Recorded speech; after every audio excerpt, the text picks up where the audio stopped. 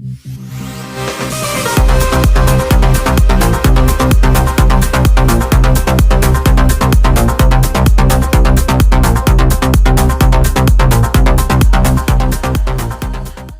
up guys, E-Drone here, and we're going to go ahead and solder our XT60 connector to our PDB today. Went ahead and picked up this right here. This is a XT60 I got from eBay, and it is the 12 gauge wire. I thought about, well, let me just go ahead and buy the wire itself and solder it to the XT60 that came with the Martian. But by the time I bought the wire, at least where I could find, it was just the same price, if not a little bit cheaper, just to buy one that was already made up. And it's the perfect length already. It's already pre-tinned for what I need. So I thought, well, that'd be kind of silly just to go ahead and spend the same amount of money and have more work to do.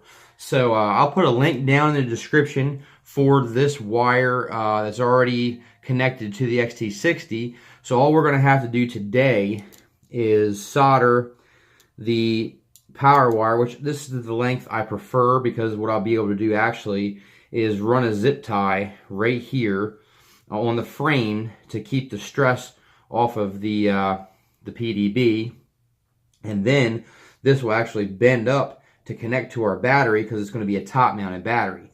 So that's the way we're going to configure this, and this is already the perfect length.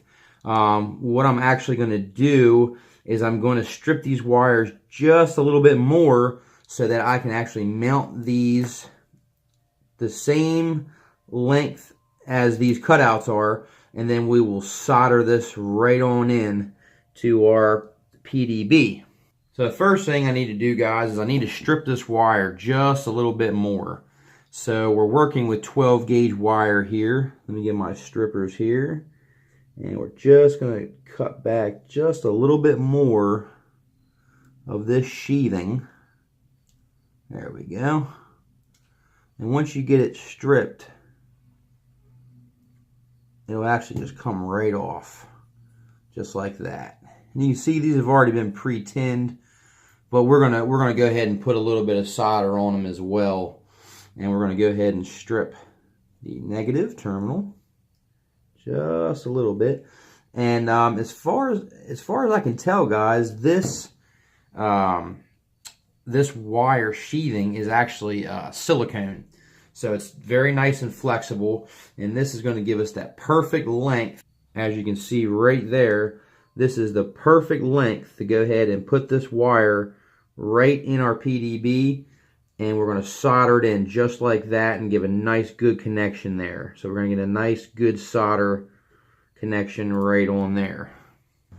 And our soldering station is warming up, and while that's warming up, I'm actually going to take the PDB off of the frame because I don't want to solder the XT60 on the PDB while the PDB is on the frame.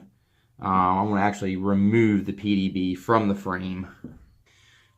We don't want the iron to be too hot, because if it's too hot, it's actually going to melt the flux out of the solder, and that's what we don't want. We don't want the flux to melt out of the solder. So what we're going to do here,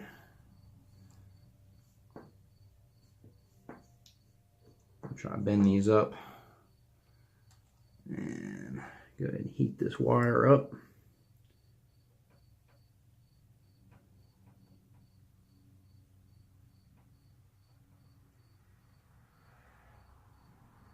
Now with this thick wire, we're going to crank this baby up to like 7 and get it really nice and hot.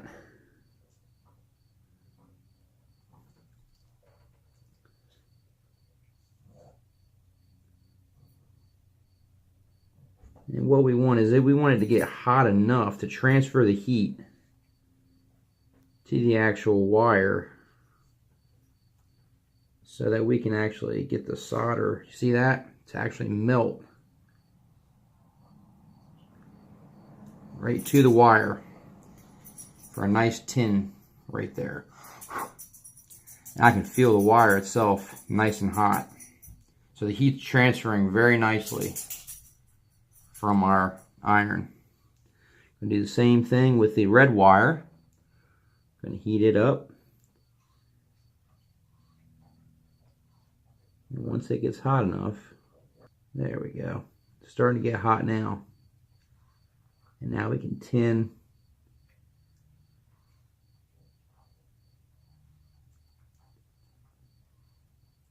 Go ahead and tin that wire. Get some nice fresh solder on there. And the only problem with using high heat is the iron wants to oxidize rather quickly. So we're just trying to transfer the heat to the wire now to get some more tin.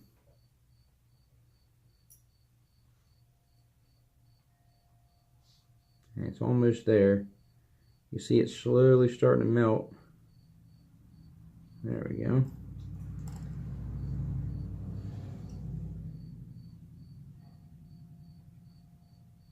You want the wire to be hot enough for the wire to actually melt the solder.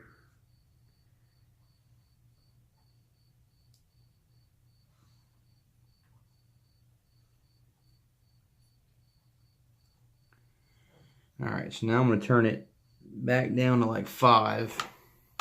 Okay.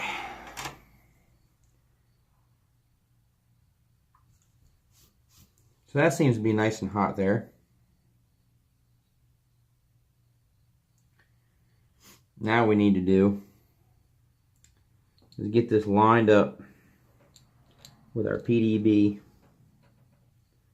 And what I'd like to do, if I can, it might not work out that way, but I was wanting to fit this wire inside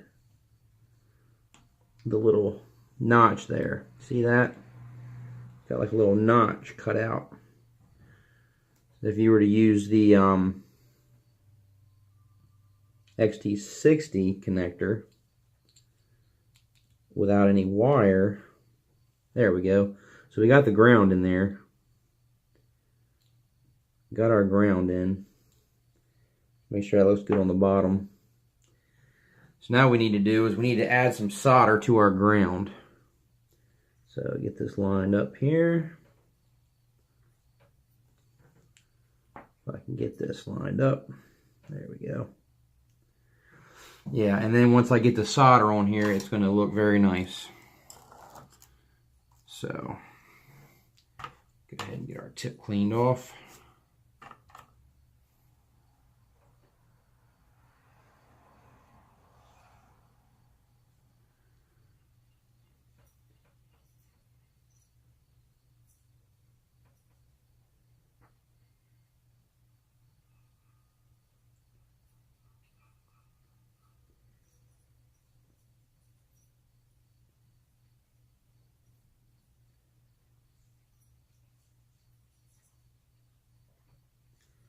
All right, we got a nice little solder there.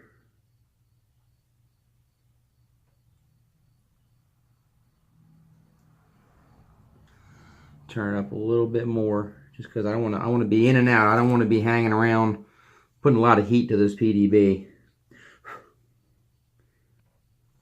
All right, so let's take a look at that. Got it in there. Now what I'm going to do is put some solder on the bottom as well to reinforce this.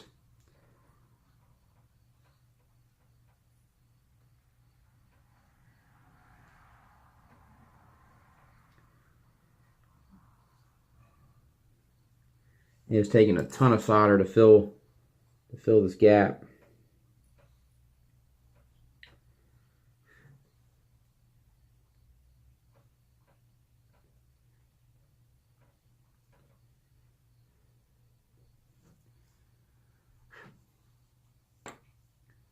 All right, so not the prettiest looking joint,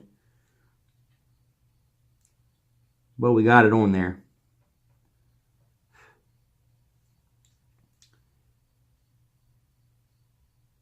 And so we don't want to put too much heat I'm going to turn it down a little bit, back down to 5, and then we'll get ready to do our power here.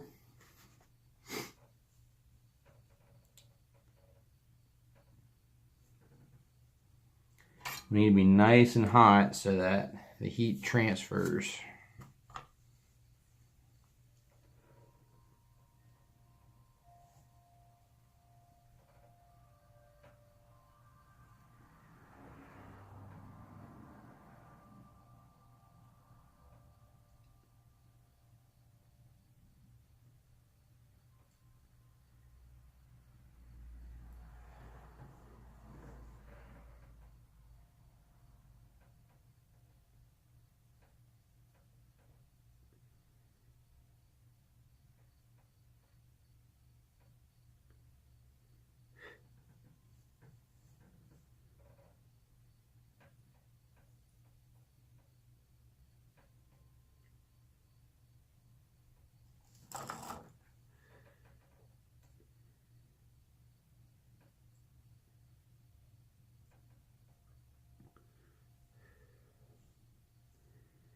It is taking a lot of solder to fill this gap.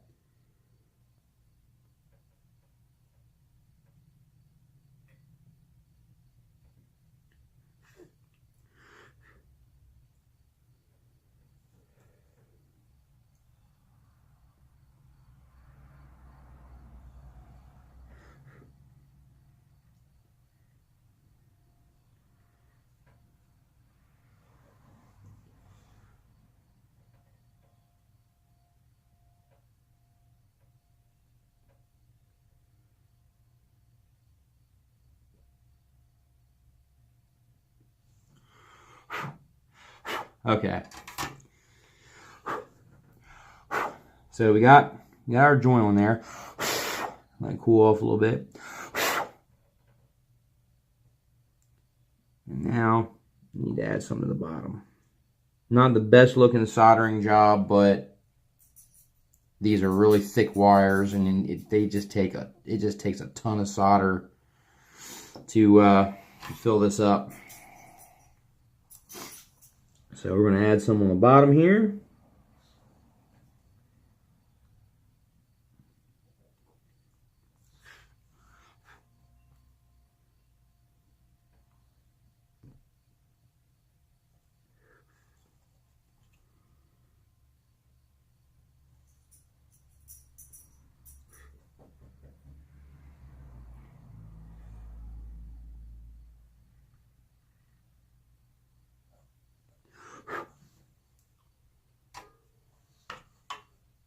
Clean our tip off.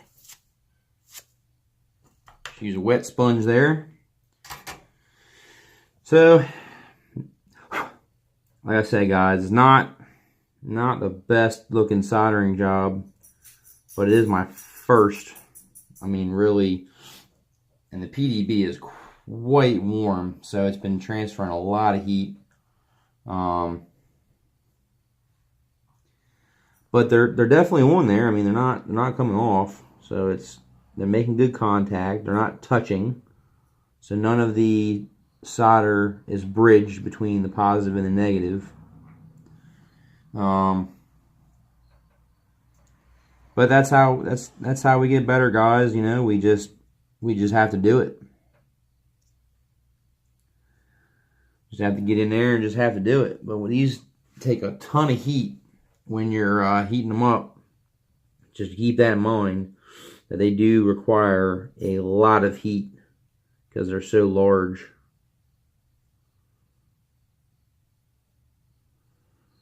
And I may even put a piece of heat shrink over that, actually, just to kind of tidy it up a little bit. But I'm going to add a little bit more fresh solder on here, right here on the bottom. Well, there we go, guys. We have our wires soldered on. They're not touching, that I can tell. Let's get the magnifying glass out here so we can see.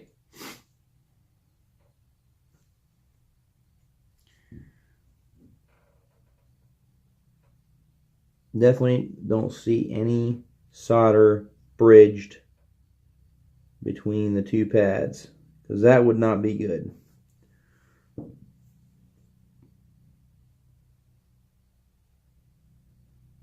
So now if we were to put a battery onto this, we would have power to our PDB. So I'm hoping that this is probably the hardest solder joint out of all of it, just because the wires are, I mean, this is 12 gauge wire. It takes a ton of solder, and that you can see that the pads were rather large. But hopefully I didn't mess it up. Hopefully we'll still have a good, hopefully we'll have a nice connection there, and we'll be able to fire this quad up. So you can see, guys, it's going to come straight out the back like so. I'm going to put a zip tie right there, and then that way we can hook our battery right to the top there. But I wanted the power wires to come right straight out the back, just kind of like the Wizard did. It keeps it neat and tidy. Plus, when I put a zip tie there, it'll keep any strain off of this this connection right here. So that'll be nice. So there we go, guys. That takes care of the XT60 and our power. Trying to get better at the soldering. So hopefully my next joints won't look quite as bad as these do. But you know what? I've seen worse online. So as long as it functions properly, I mean, I guess it doesn't have to look. Guys, E-Drone from the future here, and I decided just to go ahead and double check and get my multimeter out, and at the same time make sure our new 4-cell battery is working. So what we're going to do, guys, is we are going to plug in the battery to the PDB, and we are going to check for continuity, and we're also going to check for our power to our ESCs. So from the factory, this battery should be in what we call storage mode, where it's discharged down to, I believe it's like I want to say it's like 4.2 or maybe even a little bit lower, or maybe it's 3.6 per cell for storage mode. We're going to go ahead and check. I got my multimeter here. I got it set to 20 volt DC. And let's go ahead and check our negatives on this side and our positives on this side. So let's see what exactly we're running here. Okay, so we are at 15.28 volts for the entire pack. So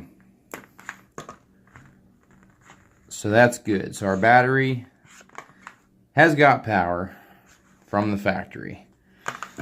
Now what we got to make sure is none of our motor leads are going to touch the PDB while we check this next part. All right. So here we go, guys. We're going to go ahead and plug this in, and let's hope for no fire, no smoke. Okay, we got a red light on, indicating that we have power. So I don't see any smoke. So that's good. Let's see what we have. We're going to check motor 1. We are going to check the positive and the negative and see what we have here. Okay, that's good. I got 15.28. So that's good. Now let's go ahead and check the 5 volt to make sure the capacitors and everything's working. So let's go ahead and find our ground right here, and we're going to check the 5 volt. Look at that, 5.14. So that's working. Let's check the other side.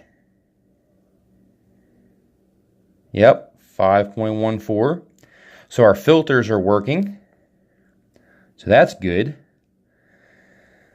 Let's check motor 2. Negative here, positive here. Yep, I've got 15.28 volts. Let's check motor 4. Yep, got power there. Let's check motor 3. 15.28. So that's good. I've got power to all of my, I've got all of my motors have power. My 5 volt are working. Let's go ahead and check our 10 volt. So we're going to ground, and we're going to check 10 volt. 9.86. So just under 10 volt.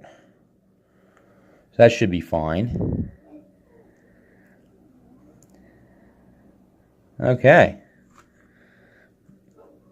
Now let me check the negative of one to the positive of the other. There we go. So we got power there. Let's check negative and negative. Okay, we got nothing there. So that's good, guys. I'm not exactly sure what the 2 red lights mean. Hopefully it's not a bad thing. But we do have power to all the motors, which is good. We have 10 volt, and our 5 volt is working as well. Smooth on there. But yeah, that's gonna do it for this video, and we'll be having another one soon. Till next time, E-Drone out.